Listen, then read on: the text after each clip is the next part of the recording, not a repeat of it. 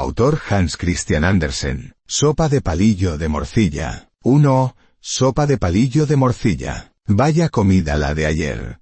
Comentaba una vieja dama de la familia Ratonil dirigiéndose a otra que no había participado en el banquete. Yo cupe con acento agudo el puesto 20º, primero empezando a contar por el anciano rey de los ratones, lo cual no es poco honor. En cuanto a los platos, puedo asegurarte que el menú fue estupendo. Pan enmohecido, corteza de tocino, vela de sebo y morcilla.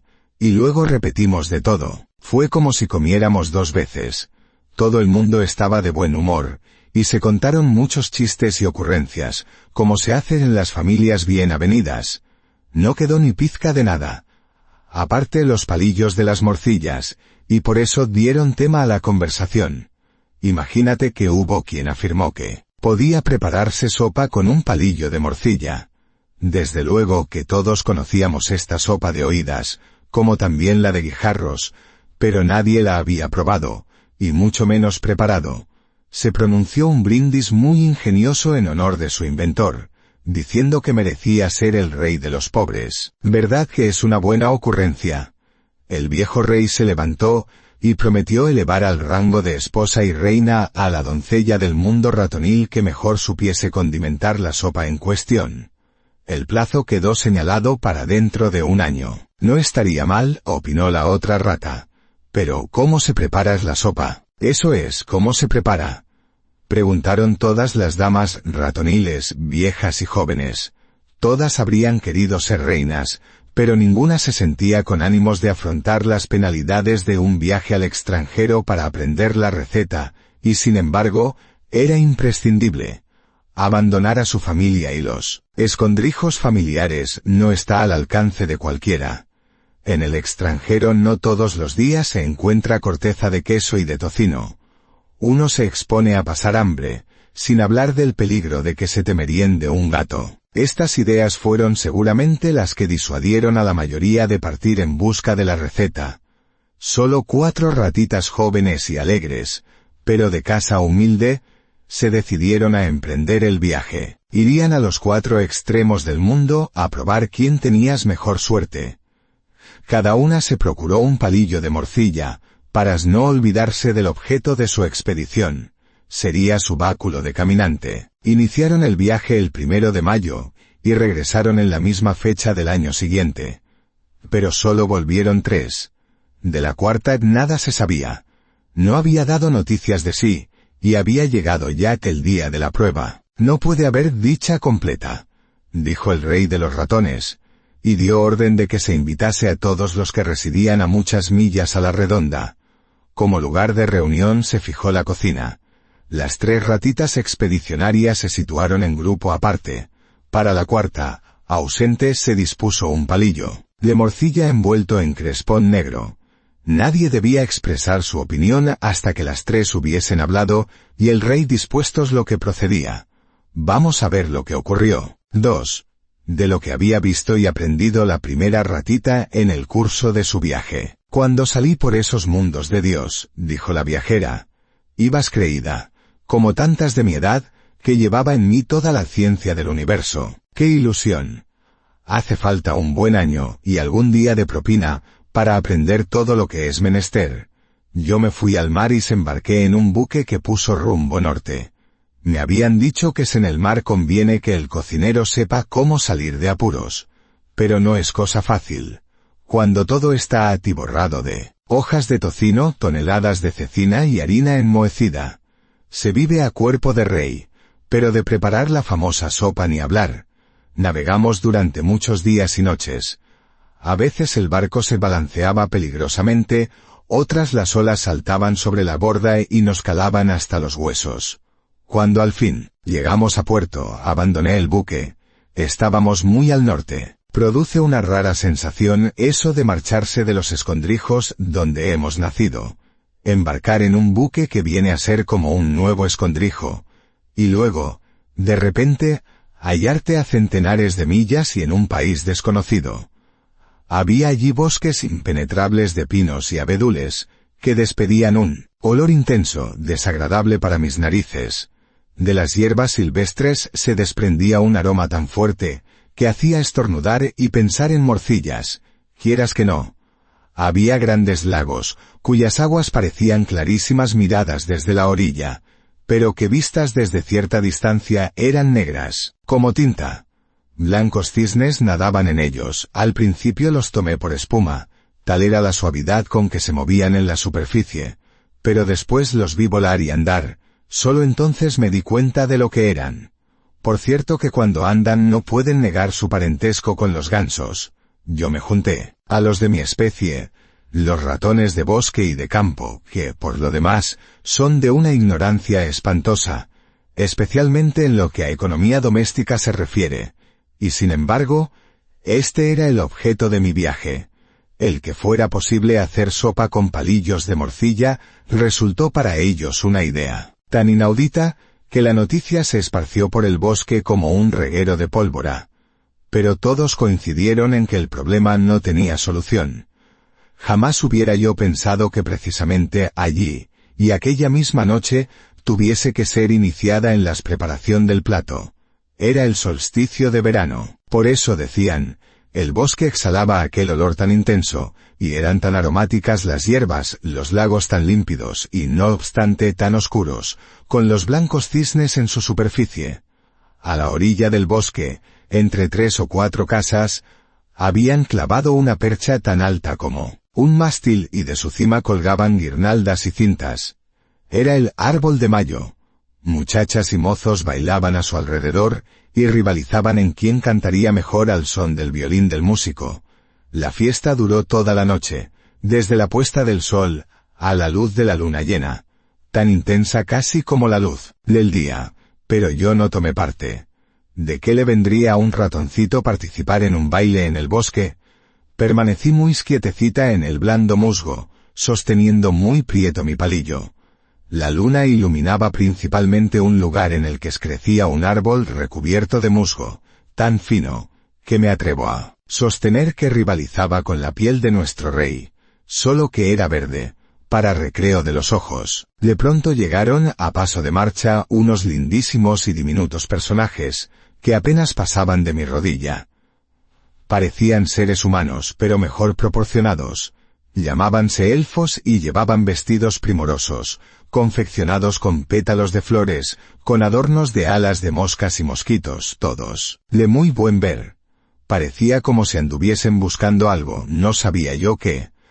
Hasta que algunos se me acercaron.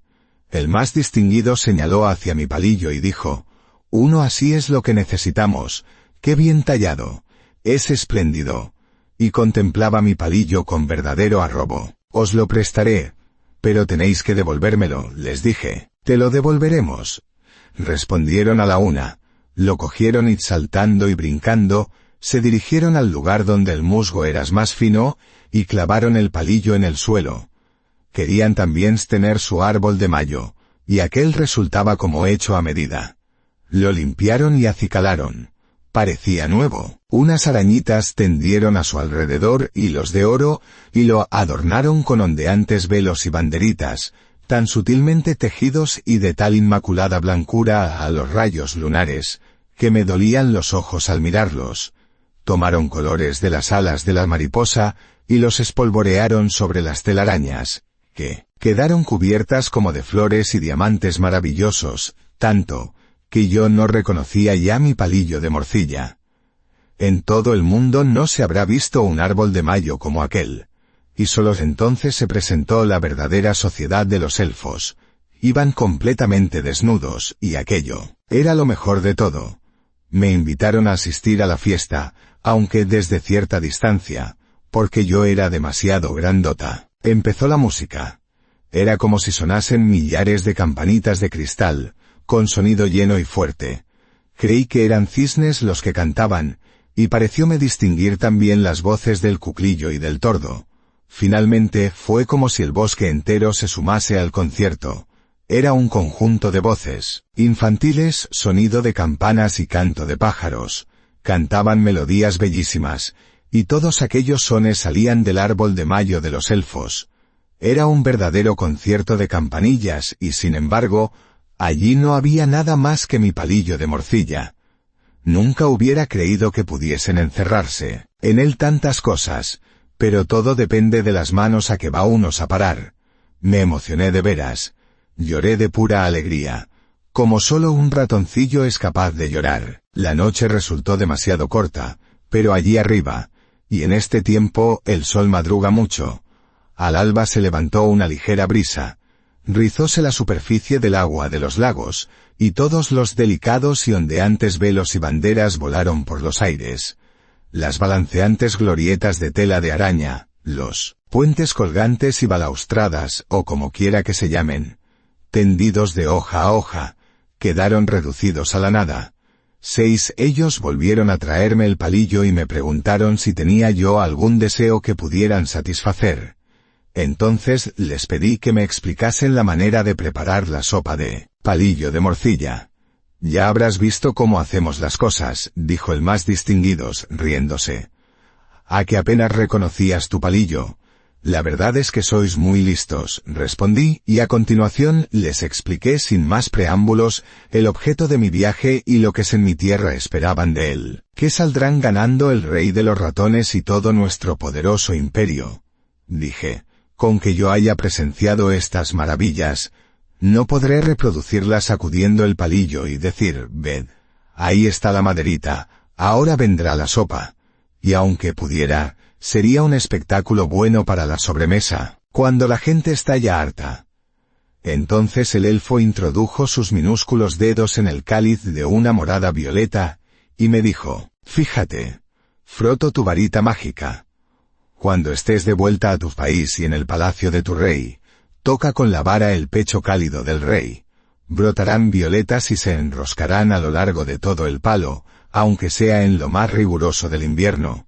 Así tendrás en tu país un recuerdo nuestro y aún algo más, por añadidura. Pero antes de dar cuenta de lo que era aquel algo más, la ratita tocó con el palillo el pecho del rey, y efectivamente, brotó un espléndido ramillete de flores, tan deliciosamente olorosas, que el soberano ordenó a los ratones que estaban más cerca del fuego, que metiesen en él sus rabos para provocar cierto olor a chamusquina, pues el de las violetas resultaba irresistible. No era este precisamente el perfume preferido de la especie ratonil.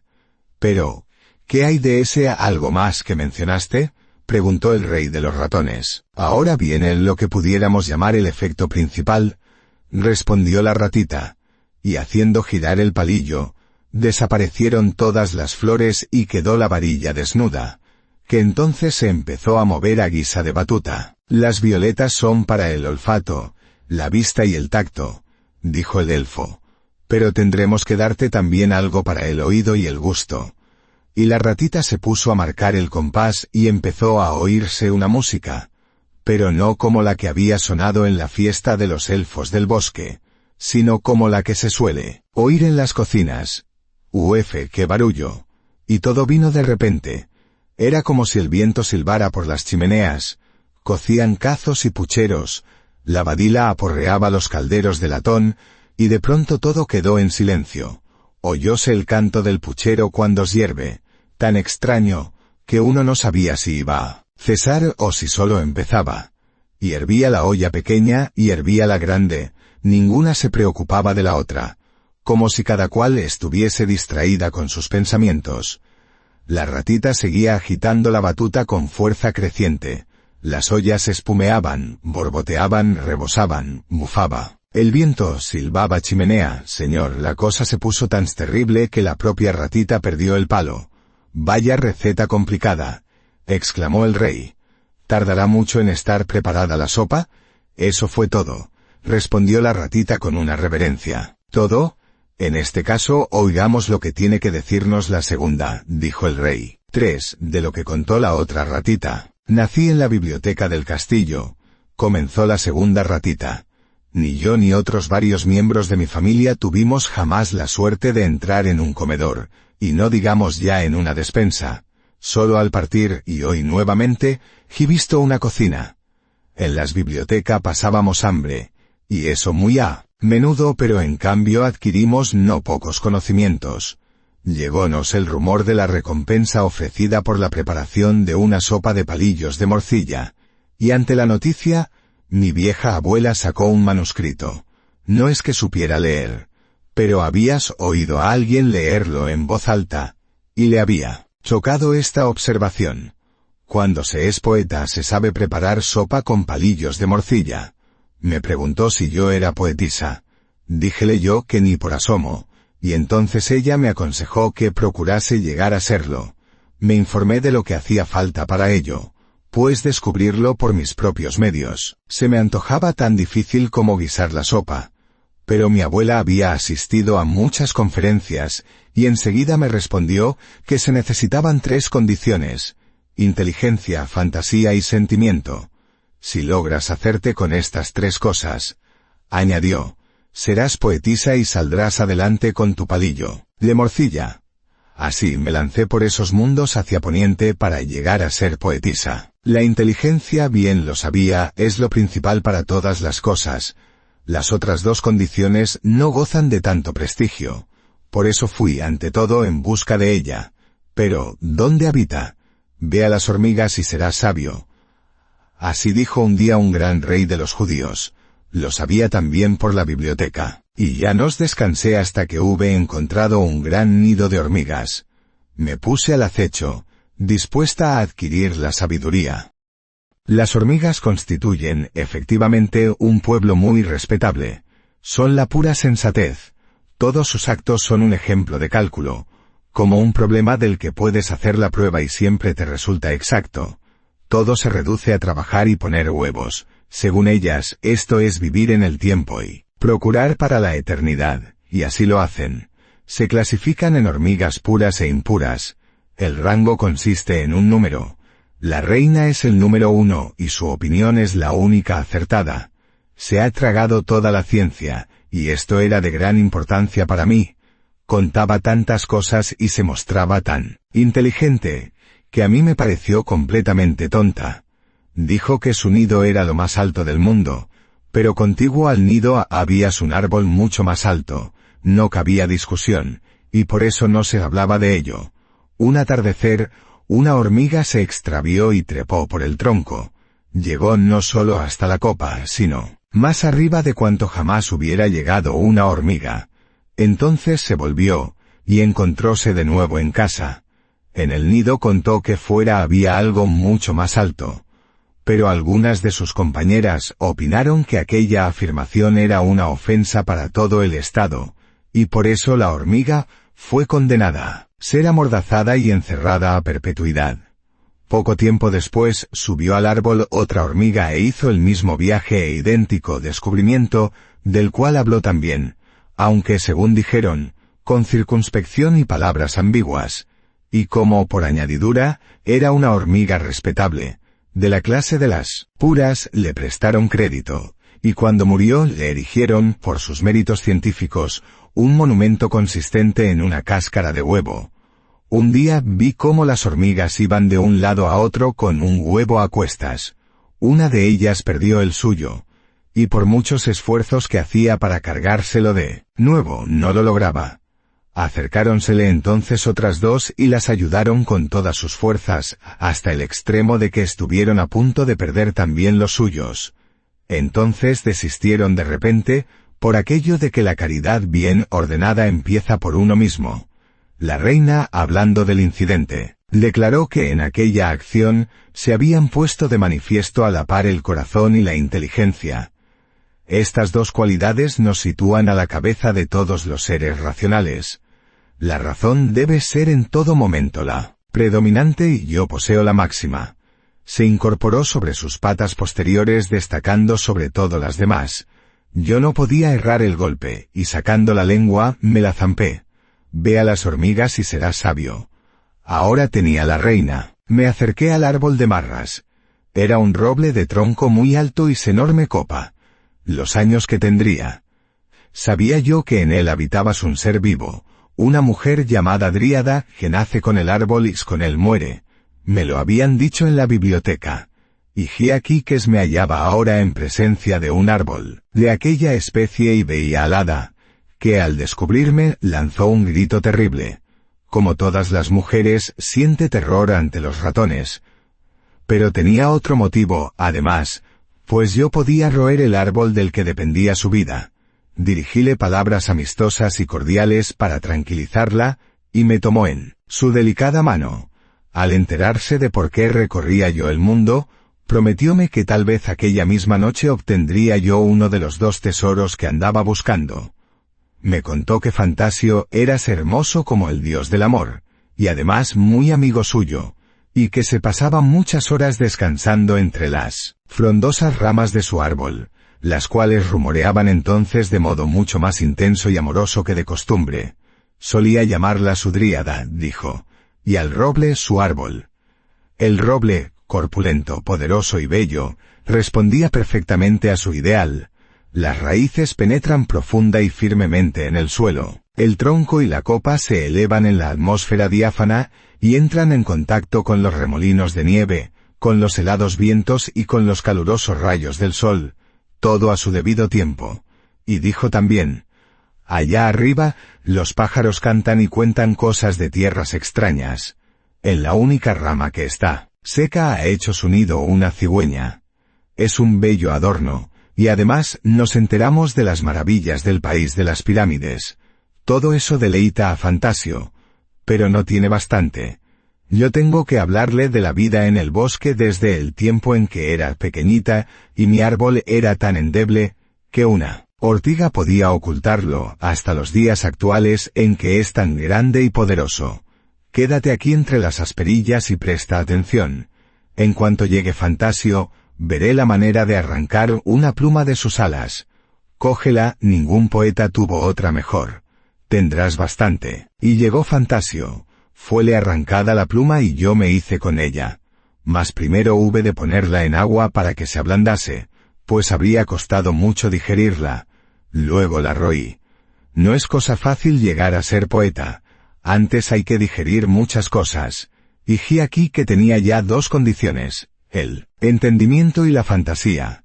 Y por ella supe que la tercera se encontraba en la biblioteca, puesto que un gran hombre ha afirmado, de palabra y por escrito, que hay novelas cuyo exclusivo objeto es liberar a los hombres de las lágrimas superfluas, o sea, que son una especie de esponjas que absorben los sentimientos.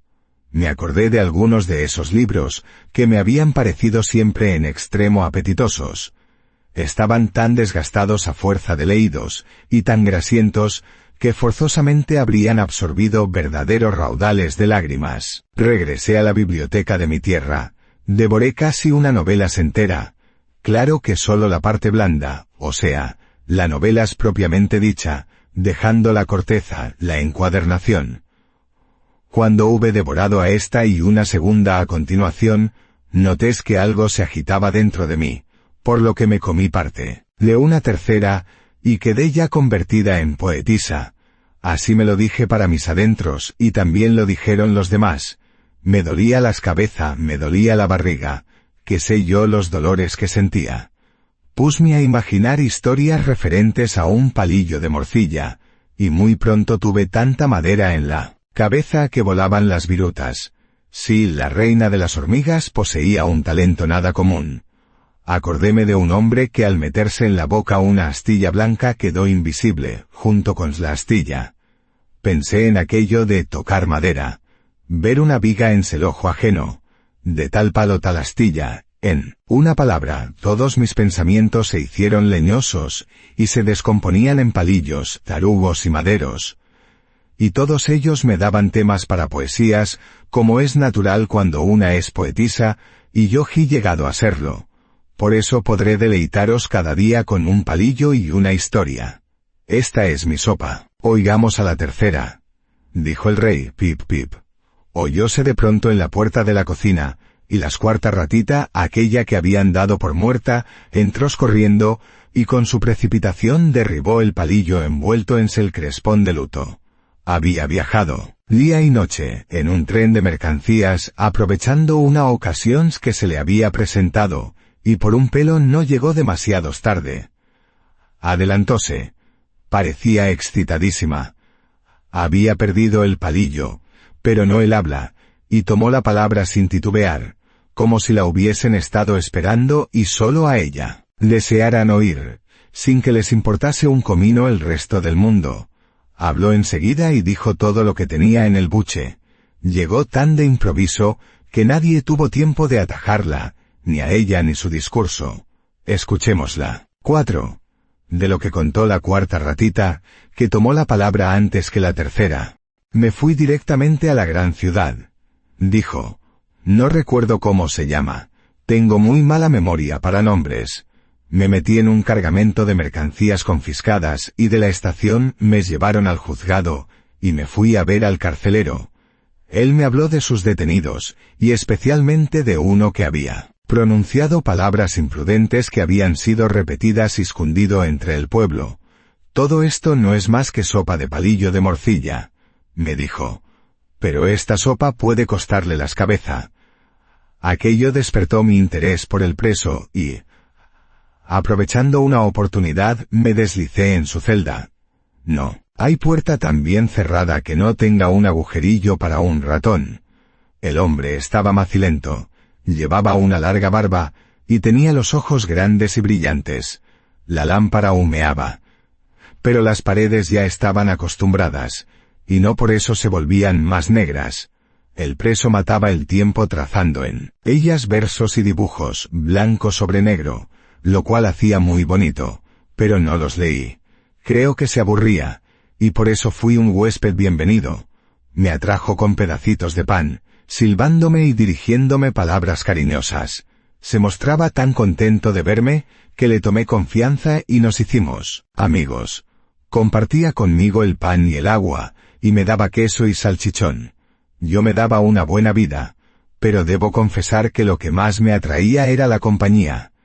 El hombre permitía que trepara por sus manos y brazos hasta el extremo de las mangas.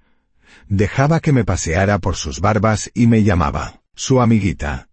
Me encariñé con él, pues la simpatía siempre es mutua, hasta el punto de olvidarme del objeto de mi viaje y dejé el palillo en una grieta del suelo, donde debe seguir todavía.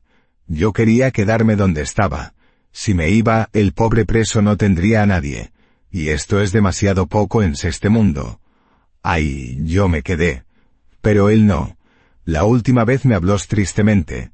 Me dio ración doble de miga de pan y trocitos de queso y además me envió un beso con los dedos. Se fue y no volvió. Ignoro su historia. Sopa de palillo de morcilla, exclamó el carcelero, y yo me fui con él. Pero hice mal en confiarme. Cierto que me tomó en la mano, pero me se encerró en una jaula giratoria. Horrible. Corre, una sin parar, sin moverse nunca del mismo sitio, y se ríen de ti. Por añadidura, la nieta del carcelero era una monada de criatura, con un cabello rubio y ondulado, ojos alegres y una eterna sonrisa en la boca. Pobre ratita, dijo, y se acercó a mi horrible jaula y descorrió el pestillo de hierro. Y yo salté de un brinco al arco de la ventana, y de allí al canalón del tejado. Libre, libre. Era mi único pensamiento, y no me acordaba en absoluto del objeto de mi viaje. Oscurecía. Era ya noche y busqué refugio en una vieja torre, donde vivían el guardián y una lechuza. No me inspiraban confianza. Especialmente la segunda, que se parece a los gatos y tiene la mala costumbre de comerse a los ratones. Pero todo el mundo puede equivocarse, y eso es lo que yo hice, pues se trataba de una vieja lechuza en extremo respetable y muy culta. Sabía más que el guardián, y casi tanto como yo. Las lechuzas jóvenes metían gran barullo y se excitaban por las cosas más insignificantes. No hagamos sopa de palillos de morcilla, les decía ella, y esto era lo más duro que se le ocurría decir, tal era su afecto por la familia. Me pareció tan simpática que le grité, Pip, desde mi escondite. Aquella muestra de confianza le gustó, y me prometió tomarme bajo su protección. Podía estar tranquila. Ningún animal me causaría daño ni me mataría. Me guardaría para él invierno cuando llegaran los días de hambre. Era desde luego un animal muy listo. Me explicó que el guardián no podía tocar sin ayuda del cuerno que llevaba colgado del cinto. Se hace el importante y se cree la lechuza de las torres. Piensa que tocar el cuerno es una gran cosa, y sin embargo de poco le sirve. Sopa de palillos de morcilla. Entonces yo le pedí la receta de esta sopa, y me dio la siguiente explicación. Eso de sopa de palillos de morcilla es una expresión de los humanos y tiene diversos sentidos, y cada cual cree acertado el que le da. Es como si dijéramos, nada entre dos platos. Y de hecho es esto. Nada, nada, exclamé, como herida por un rayo. La verdad no siempre es agradable, pero después de todo es lo mejor que hay en el mundo. Y así lo dijo también la vieja lechuza. Yo me puse a reflexionar y comprendí que si os traía lo mejor, os daría algo que vale mucho más que una sopa de palillos de morcilla. Y así me di prisa por llegar a tiempo, trayéndoos conmigo lo que hay de más alto y mejor. La verdad, los ratones son un pueblo ilustrado e inteligente, y el rey reina sobre todos. No dudo que, por amor a la verdad, me elevará a la dignidad de reina. Tu verdad es mentira, protestó la ratita que no había podido hablar. Yo sé cocinar la sopa y lo haré. 5. ¿Cómo fue guisada la sopa? Yo no salí de viaje. Comenzó la tercera ratita que no pudo hacer uso de la palabra sino en cuarto lugar. Me quedé en el país, y eso es lo más acertado. ¿Para qué viajar si aquí se encuentra todo? Me quedé en casa pues y no he consultado a seres sobrenaturales ni me he tragado nada que valga la pena de contar ni he hablado con lechuzas. Mi saber procede de mi propia capacidad de reflexión. Hagan el favor de disponer el caldero y llenarlo de agua hasta el borde. Luego enciendan fuego y hagan hervir el agua. Tiene que hervir. Echen después en ella el palillo de morcilla y a continuación, que su majestad se diñe meter el rabo en el agua hirviente y agitar con él el caldo. Cuanto más tiempo esté agitándolo su majestad, más buena saldrá la sopa. No cuesta nada ni requiere más aditamentos. Todo está en el agitar. ¿No podría hacerlo algún otro ratón?, preguntó el rey. No, respondió la ratita. La virtud se encierra solo en el rabo del rey de los ratones. Hirvió el agua. El rey se situó al lado del caldero, cuyo aspecto era verdaderamente peligroso. Alargó el rabo como hacen los ratones en la lechería cuando sacan la nata de un tazón y luego se lamen la cola. Pero se limitó a poner la suya en el vapor ardiente, y pegando un brinco, dijo, «Desde luego, tú y no otra serás la reina. La sopa puedes aguardar a que celebremos las bodas de oro. Entre tanto los pobres de mi reino podrán alegrarse con esta esperanza, y tendrán alegría para largo tiempo». Y se celebró la boda. Pero muchos ratones dijeron al regresar a sus casas, no debiera llamarse sopa de palillos de morcilla, sino de cola de ratón. En su opinión, todo lo que habían contado estaba muy bien, pero el conjunto dejaba algo que desear. Yo, por ejemplo, lo habría explicado de tal y tal modo. Era la crítica siempre tan inteligente. Pasada la ocasión, la historia dio la vuelta al mundo. Las opiniones diferían, pero la narración se conservó, y esto es lo principal, así en las cosas grandes como en las pequeñas, incluso con la sopa de palillos de morcilla. No esperéis que os la agradezcan.